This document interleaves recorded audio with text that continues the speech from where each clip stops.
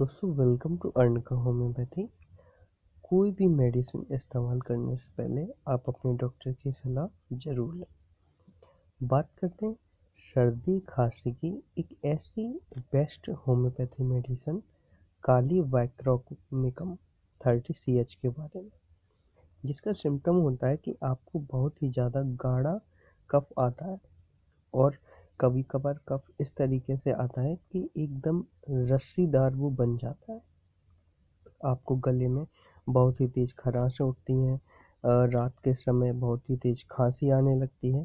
तो ऐसी सिचुएशन में आप 4 से 6 ड्रॉप्स डायरेक्ट टंग पर आप सुबह दोपहर शाम कुछ भी खाने पीने से आधा घंटे का अंतर रखकर ले सकते हैं। So thanks a lot.